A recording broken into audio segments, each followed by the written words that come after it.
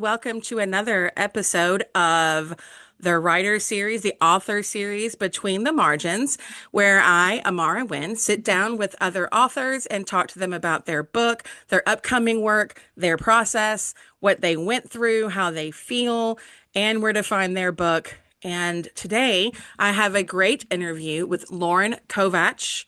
Covaci? She told me how to pronounce it. I've already forgotten. Covaci. We're going to go with that. And if it's wrong, it will be corrected when the interview actually starts. Her book is called Bulletproof Heart, and I'm very excited to talk to her about it. But before we do so, this is a brand new YouTube channel. I would love it if you would subscribe. I hate being the person that has to ask for like and subscribes, but things don't grow. It's kind of like Instagram. They don't grow unless you interact. So I would love it if you would subscribe and continue to see other authors. I've got plenty of other interviews coming up. If you want to be interviewed, you can reach out to me here, and my Instagram will be linked on top of it's going to be somewhere. You can find me. But I have to do the traditional promote my own book right here, More Than I Expected, which is a current, it's currently on sale for $2.99, I believe, on Kindle, or you can get it on Kindle Unlimited. It's also in paperback. It is about a young woman who is trying to find herself and is going through a lot of healing. And it's a romantic comedy with some love, trauma, bonding, healing stuff, and good friends. And yeah, promoting your own book is hard. So, yeah, like and subscribe. I'm just not going to be good at that part. And we'll go ahead and quit talking about me and move on to Lauren and her book, Bulletproof Heart. Hello, my name is Amara Wynn, and today I am sitting down with Lauren Covaci. Yes. Yeah. Okay. Good job. Lauren is an indie author. She is a versatile writer exploring the realms of young adult and new adult fiction. She holds a master's degree in writing from Rowan University. She completed her bachelor's degree in English from Georgian Court University, and she has a special education endorsement from Rutgers. Lauren, also an avid reader who turns the pages of the books that she loves into real life adventures through her passion for travel. Because I believe your name is like Look, Lore Travels, right? yeah, it's Lakova Travels. That it's my part of my first name and my part of my last name, and then travels. It took Yeah. it took me a minute to figure out why that was the name, and then I saw the book and I was like, oh, Yeah. I get it. You live in New Jersey, so you are far from me, and your debut Yeah. novel, Bulletproof Heart, is already out and can be purchased on Amazon. Welcome, Lauren. Hello. Thank you. Yeah. Thanks for having me. I am thrilled to have you. Now, before we start jumping into all the hard questions that are never fun for me to ask because I never know if the person is going to say, I don't have an answer for that, because that has happened. Um, but I feel like you're prepared. Tell us about your book. Well, we now have a master's, so it started there. Was my master's thesis. So we had to write a novel. I chose young adult novel, and I chose it. My family history, my family story is similar to what's happening here, the immigrant story. My great grandfather, he's a gulag survivor, but they weren't called gulags then. It was right before they actually coined it a gulag. They were labor camps in Siberia. So he's a survivor from there. So hearing those stories in my family, I kind of took that idea and then tied it into my own story. So it's about this girl, Lena, in New Jersey. It's set in New Jersey in my mind, in a beach town where her parents are going through a divorce, and she's kind of learning about herself. She's learning about her father. She's learning about why her father has a difficult time because he has a lot of identity issues, I guess you would say. And then she's learning about her great grandfather and the whole reason for her generational trauma that's going on. And while she's learning about it all, she's learning about the boy across the street that she meets, and they kind of have a little romance there. So it's a lot going on, but it's wrapped up in a lot of generational trauma It and does. And identity. I actually was going to ask some questions about that. But before we do, Yeah. especially in the time of Stranger Things being so popular, the 80s have become a new cultural phenomenon. I don't know how old you are, but I was alive and living and Yeah. thriving in the Yes. 80s.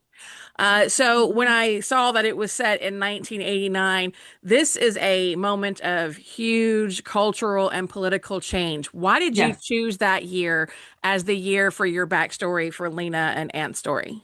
It came because of the fall of the Berlin Wall. So 1989, what was it? It's in my book, November 9th, 1989, I if I'm think it remembering was. I remember watching it on correctly. TV. Yes. So, and they're saying, tear down that wall. And yeah, I remember watching it on TV. I was young, but I remember watching it. And I just felt like this was a very pivotal moment.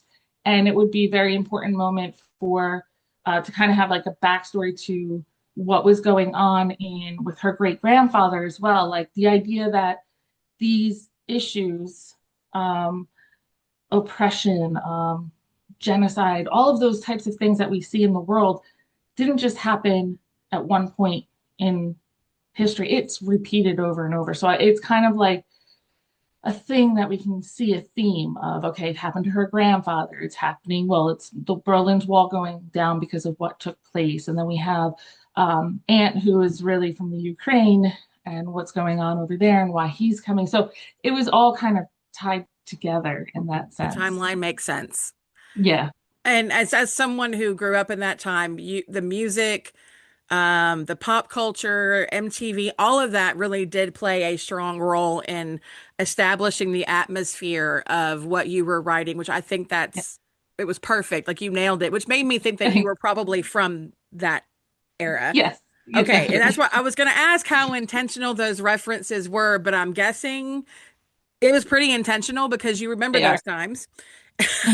Mhm. And did any of particular artist or author or movie influence your writing process? Yes, so I have quite a few. One that stands out in my mind from remembering is the moment with Debbie Gibson, where they're listening to the song by Debbie Gibson um, in That the made the me so kitchen. happy.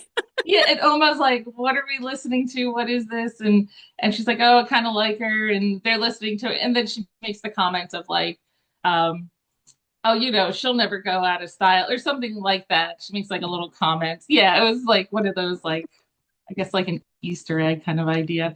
And then what was the other movie that had a big impact on me that was in this? Empire of the Sun. I think they go to see the movie at one point. That movie had I do. a major impact on me as a kid seeing that movie. And so I kind of brought it in because they probably would have seen it or it was a poster within the book. Yeah. Yeah, so you really did deep dive into your own history, which I mean, Yeah. I think most authors put themselves in some way in Yeah. there. And how do you not? Yeah. Yeah. And I was reading it going, and because I was thinking about that question, and I was like, okay, well, that's kind of a dumb question because it is very obvious that she's lived during this time because people who don't often get Mhm. it wrong. So Yeah. Oh, thanks you for you nailed it. Now, good. you're in reading the actual book, it seems like you made this very vivid and immersive 1980s. Like I mean, it was you made it really well done.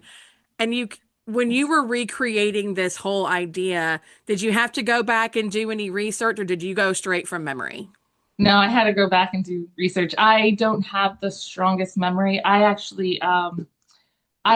dyslexia, and what comes with dyslexia is memory issues. So sometimes I don't always remember everything. So I definitely had to go back for a lot of things. Um, I there was a song I listened to on repeat while I wrote this one. The Scorpions wrote it, and what is that Winds song of called? change? Yes, there you go. Thank you. And Doo-doo. I listened to it on repeat, and it must have Love seemed that. silly, but that song really kind of helps me like set a tone and set the mood that I wanted for the book. So That actually is a perfect song for that book. And I yeah, love that song so much. yeah, I still every time it comes on, I can't help but scream it as loud. My poor husband. yeah, yeah. I love that song. I Yeah. did too. It's if you have not heard of that song, it is Winds of Change by the Scorpions. It is old, it is revolutionary, and it is talking about things that were happening basically at the time frame of this book. Yes. Now, you do talk about um the central theme of generations. Hmm. So the central thread to me seems like it was Lena uncovering her grandfather's hidden past and then grappling with that trauma, that generational trauma. What, Yes. and I know that you mentioned your own family. What inspired you to explore the family history in this way? Um, I think probably because I see it a lot in my family, and I also see it a lot in a lot of immigrant families with this generational trauma. I mean, um, I guess I shouldn't speak for everyone, but within my family, maybe there was like this guilt, or you kind of lose touch with people over there, especially with my grandfather, my great grandfather being I call him a gulag survivor, even though it was not called a gulag there. It was it was during the Russian Revolution that took place, and I think it's very much embedded in the story because I took from that a lot of it. And I forgot your question. Can you say it again? How did So, you balance how did you, what inspired you? I'm sorry, what inspired you what to inspired explore me? the Okay, family history? thank Sorry, you. it's okay. I forgot my own No, question too. no, that's just how my brain is. So what inspired me? So it was just that the idea that I see families struggle with it, and I see it within my own family. I see my own father struggling with his own identity. And when I was about 15 years old, and when my father was about 15 years old, we both discovered, well, when he was 15, he discovered that who he thought was his father was really his stepfather. And that just exploded. That's going to set a course of somebody and the way that they see the world. And then when I was about 15, 16 years old, that truth came. They finally told me that truth. So then, who I've always known as my grandfather, the only grandfather I knew, was not my grandfather. And then that meant that my great grandfather and my great grandmother, who I knew my great grandmother, they were not truly my what you call biological, but they were my family. And my whole identity, my whole life was wrapped up in that culture because they're an immigrant family. It was wrapped up in that culture. And then to discover that that culture wasn't any one little bit of who I am, that really can have an impact. And I think that's kind of why I went around generational trauma and identity and struggling to understand. I think that wraps is what caused me That's to quite go traumatic, back. I guess, to find out that, Yeah. whoops, Yeah. but they're It's like a still your little therapy family. session here that Yeah, we're no, having. it's fine. But they're still, I mean, family is family. It may not be blood, Yeah. but it's still family. But that had to be hard for your dad. Oh yeah. Yeah. It is. And I doesn't speak much of it, but yeah, I know it affects him. So And how does yeah. he feel? Has he read the book? Um, I don't know if he's read it. My mother's read it, so my mother's probably told him everything that's in it. I don't think he read it. I don't think he's much of a reader. I could be wrong. Maybe he just hasn't told me. But they know the story. My mother read it, my brother read it, so they all know. Okay, Yeah. so they're good with the story and you Yeah. dive in. Okay. Yes. Now, Lena and Ant are navigating displacement. They're kind of going through this, one through ancestry, through the family line, the other is through immigration and through loss. What Yeah. drew you to telling their love story through the lens of cultural identity? I guess maybe that's just how I've always seen. I don't know. That's a good question. Oh, look, now you asked one of those I did questions. I was it. like, I don't know. Yes. I don't know. That's a good question. Why a love story? Um, well, I know that I picked Ukraine because I think at the time that I was writing this, there was something going on in the Ukraine. I don't know if things were starting with what's going on over there now, and if that kind of influenced me. And my great grandfather, he was a German. They immigrated to Russia into that area to be farmers, and the Tsar at the time really wanted them there to farm the land. And then, but where he lived is now present day Ukraine, and Aunt was he's Ukrainian, and I felt like his struggle and her struggle made them both have like a common ground of things, but his was more immediate and hers was more like that happened in the past to us. So I guess it goes with my theme too of you see these things not just once in a generation, but you can see them repeated over and over. And we really need to pay attention to what's going on in the world so that we and realize these things are not just one moment in time. It's not They just happen over this happened in this generations. generation, you're never going to see it Yeah, again. It is yeah, continuous continuous. And then you throughout see it. time. Yeah, yeah. So I think that it probably just it gave me a tie as well and a connection. And yeah. Now, And go ahead. oh, I was Nope. gonna say, Nope. I'm just realizing this now, but my husband's um he moved here 18, 19 years ago from Romania. So maybe that had a little influence that I didn't realize either. So So who it's your knows? own story, is what I'm hearing. Yeah. It's not supposed to be, but I guess it's But very is woven it in there. though? Yeah. So now Ant's experience, which I guess now we could probably relate to your husband, as a first, God love him. He didn't know he was being brought up today, did he? No. As a first generation immigrant that's dealing with the grief and that transition, and you're basically saying it's still relevant today. It's not Yeah. just relevant then, and it hasn't. I mean, this has been an ongoing process forever, basically, just Forever. always Yeah. something. Always. How did you ensure that his perspective, when dealing with that grief and dealing with the trauma and the transition, how did you make sure that his perspective felt authentic and grounded in reality? Hmm. I don't know. Did It it felt that feel way. okay? Good, because I wouldn't I'm not ask if it sure if didn't it feel was. that way. I would because I don't know if it was if I really thought through it. Oh, I guess I just imagined what somebody would feel like if they came from another country and what it would be like. I don't know if I really did much. Like I definitely did a lot of research of like what's going on in the world at this time period and that time. It was there was a lot of yeah. research So it into wasn't this necessarily novel. intentional. You were just going, your character became his own. In his own, yeah, his reactions were his reactions to things and his ability to have compassion and empathy. At least I feel he has compassion for and Yeah. empathy for what Lena's going through because he's going through it, and I guess that just makes it easier for him. So yeah, I don't know if that. I didn't really think much. It just happened, I guess. And that's a He fair just became who answer. he is. I mean, when writing, I think a lot of authors don't necessarily plan on making decisions. They just it kind of just writes itself.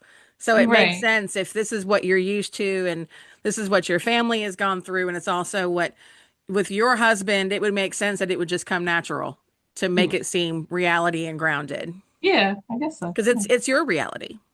Yeah, yeah. So maybe it was easy. Because I don't For think I could write that in a way without having it. It would feel forced if I were doing that. So oh, it did not okay. feel forced at all. It was really well done. Oh, Um, thank you for that. you're I'm sure you would welcome. do well too, though, but I'm sure you'd do great. But thank you for that. I don't think so. Ugh. But thank you for pretending like you. Yeah, thank you. I can't. I would. It would be so forced. Now, you talked about your grandfather. Mm-hmm. Now, there are parallels between Lena and her coming of age story and then like her grandfather's survival story. And I Okay. noticed in some of the reviews that a lot of people were commenting on that. I know that I felt that as well. When you were looking at that, especially in regards to your own life without getting too personal, Hmm. unless you want to, you're more than welcome to. Yeah, I How tend did to you say too approach much, though. that? Yeah, I mean, just tell us everything. Tell us where you live, Yeah. give us your address, social security Yeah. number. Um, how open is open. Yeah. How did you approach, since you know your situation with your family, how did Hmm. you approach balancing those timelines emotionally? Was it hard for you? I don't know. I think, Therapeutic, maybe? yeah, maybe therapeutic. I know when I write, like my process is I kind of disappear from this world and I'm kind of living in that world. And everybody there is just, they're with me, I'm with them. So I think just me kind of walking among them and being in that world with them, maybe that allowed me to make that connection and make things easier. Because I literally, like when I write, I don't see words. I don't, you know how some people they don't see words when they read, they see pictures. Well, when I write, I see pictures. I You're playing it out see it. in your head like a movie. Yeah, it's like a movie, and I'm just typing away. And then when I'm done, I look at the page. I'm like, wow, I just wrote all that, but I hear all the dialogue, I hear their voices, I see the images that are going on, I see their hand movements. I don't know if this is answering your question, but maybe that's part of my process of being able to make them feel connected. I don't know if that's It answering. does because I mean basically when when you're picturing it, are you pulling from like your own experiences? 'Cause I mean I write the Yeah, exact there same are way. moments. So I think there was a moment where they were on the beach, and all it was all the guys and then Lena, and they went out to the beach, and I think they were like sitting around a bonfire.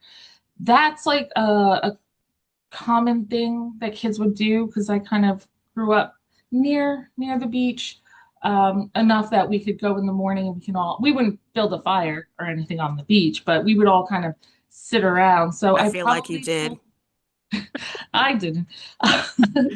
But we would all sit around or we'd go like hang out on the jetties or things like that. And so those little experiences, yes. And then probably maybe it's hard. Maybe this is why it's not coming out. Like it's hard for me to talk about because maybe those things that Lena feels, I do feel sometimes like the disconnect. Like who am I really? Since that's not my great grandfather, where do I identify? Because I didn't know my other grandparents. I only Yeah. knew him. So yeah, I mean, maybe it's possible, That's but what I it's was like wondering. subconscious, and I just don't realize that that's there, and that yeah. So You maybe described it as playing it in a movie. When I was writing, I did the exact same thing. I mean, and I mhm, can picture it like it's a movie, almost like I can disassociate from what's yeah, happening in the real world. And in doing so, I did not realize that I was putting my own emotions and feelings into it yeah. because it wasn't my story as I was telling it.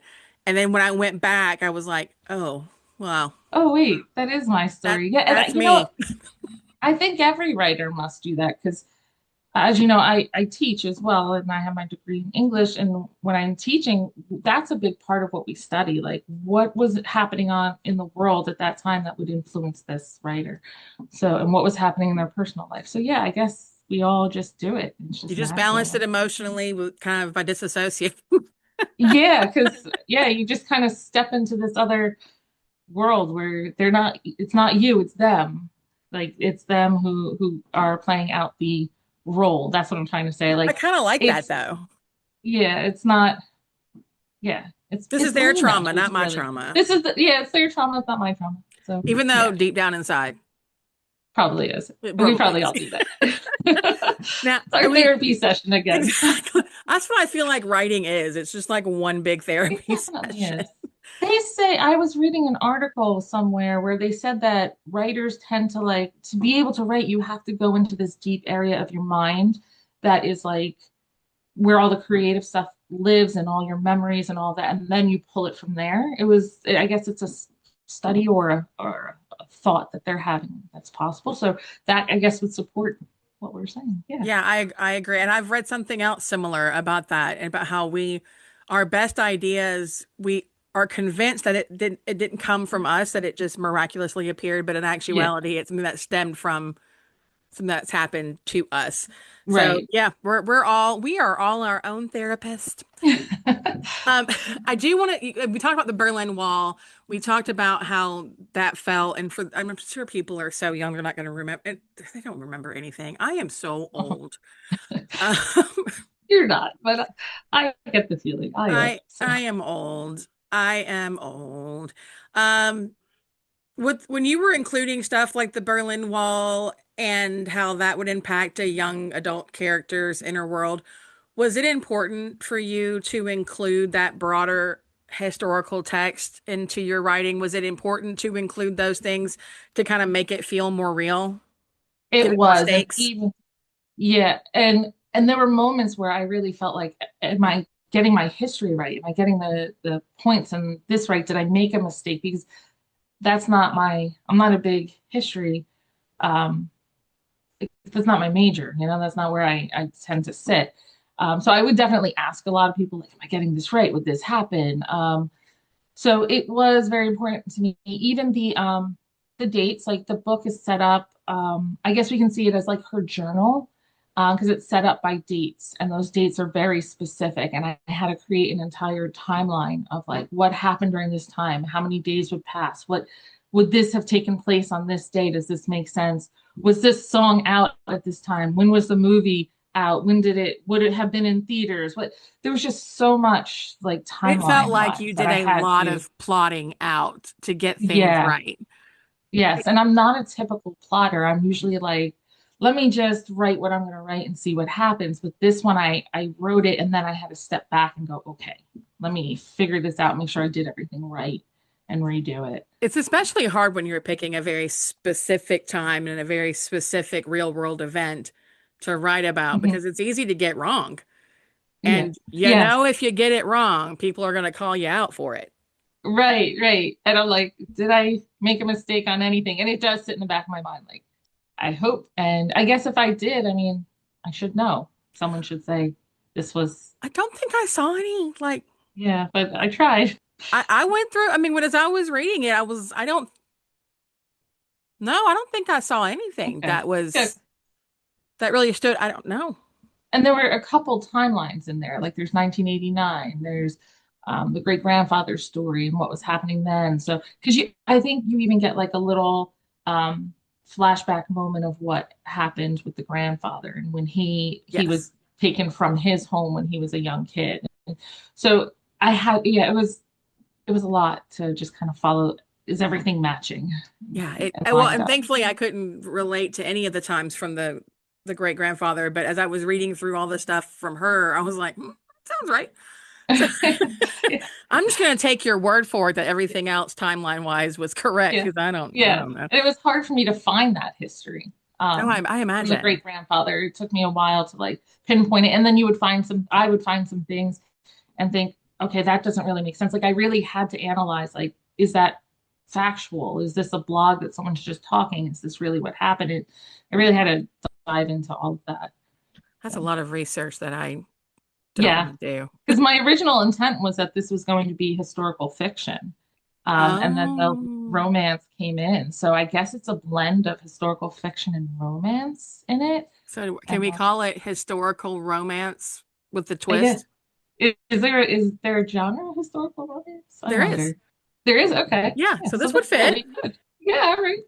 Now, I'll I do did that. notice that your book, which again is called Bulletproof Heart, Mhm. is described as being suitable for teenagers to grandmothers. Were you intentionally writing across generations to make it readable for everybody, or did that just happen organically? I think that just happened. My intent the whole time was young adult. Um, and there were times that I had to go back and edit some of the romance scenes because I'm like, I don't know if this fits young adult. And I wanted to make sure it stayed safe within that area. But it was always a young adult intention. But I do book shows, like I'm doing one in Toms River, New Jersey in June, Promote and it, girl. Promote it.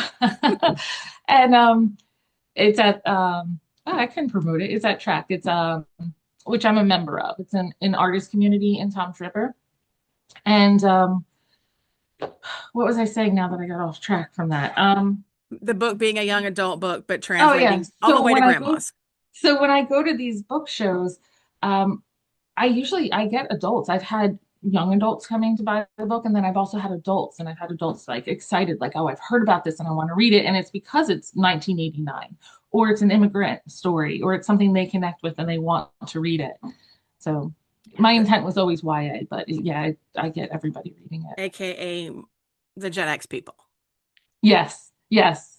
I Since think a we lot of my reviews are Gen X. since especially now that we are of the age of becoming grandparents. Yeah, yeah, yeah. We could relate. I remember being Lena, and then I remember being the dad or the mom, and then I remember. Oh, I'm starting to see the grandmother's idea. Yeah, because it Yeah, is generational. it hurts my feelings so bad. Oh. Yeah, I don't like it. I refuse to go out gracefully. I'm just gonna fight it every step of the way.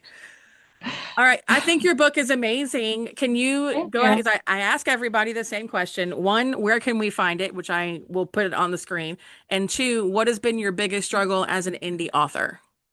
Okay, so you can find it on it's Amazon, so Kindle Unlimited, it's free.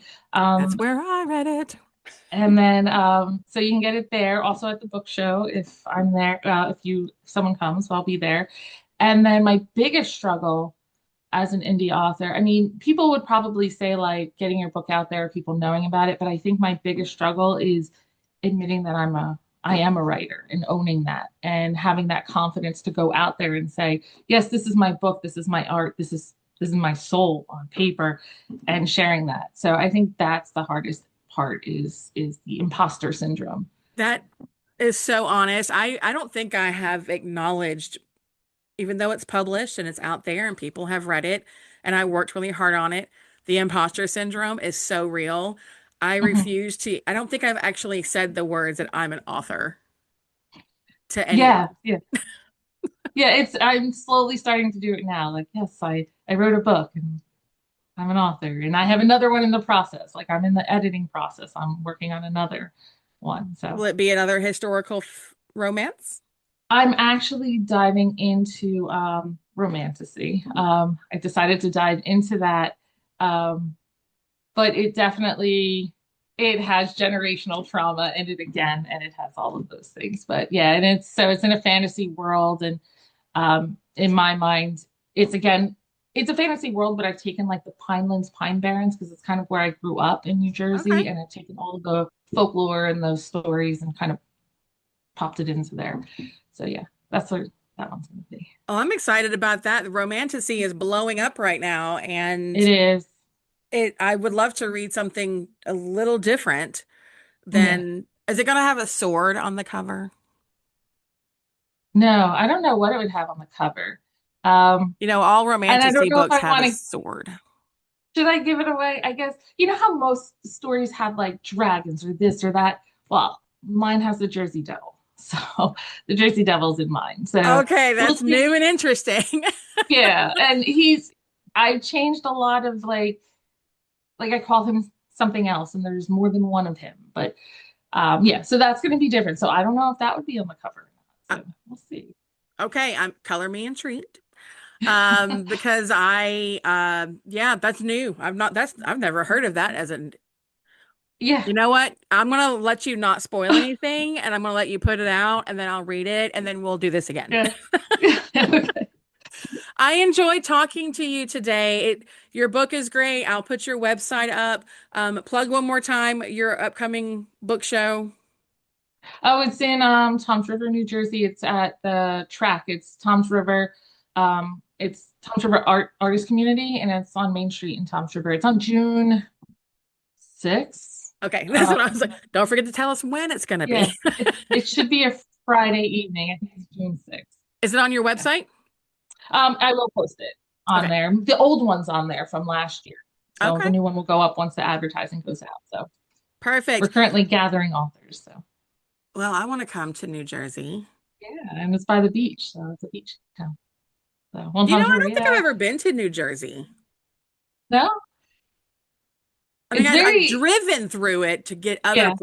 So places. you've seen like the New Jersey with the highways, like so there's all different parts. You've got the mountains, you've got the beach, you've got the Pinelands, the Pine Barrens, which is actually I think it's a Pinelands reserve. It's a reserved area by the a national reserved area. A lot of folklore, a lot of stories in there. Um, and it's yeah, I may have to put that on my very bucket list of things to yeah. do. I've been everywhere. I don't know why I've never stopped in New Jersey. Blueberries are from New Jersey. Blueberry farms, huge cranberries. You get cranberries. They're from New Jersey, most likely. Yep. You are making me tempted to make a trip. It's If I really make it is up there, I a will have very to make you, diverse area. if I make it up there, I will make sure I bother you to show me where to go. Yeah. Yeah, I'm right out. Well, I shouldn't tell you where I am, but on Yeah. this, but I'll Don't tell you don't tell later people where when you we're live. not. Well, it was great meeting you. I will let you get back to your day. I know it's early and well, it's almost noon for you. Yeah, Um, almost. it still feels like it's like 7 o'clock in the morning. Um, Yeah. but I will get this up soon. And any last words before we log out? No, but thank you. Thank you so much for taking the time to speak with me about It this was stuff. so much fun. I'm And glad I I got to do appreciate, this. It was interesting getting to know you. I wasn't sure. You never know what to expect. This yeah. was very easy, and I always like it when All they're right. easy. Good. Thank you. Yes, this is All right. easy. Well, have Thank a you. great day. You too. Thank you. Bye. Bye.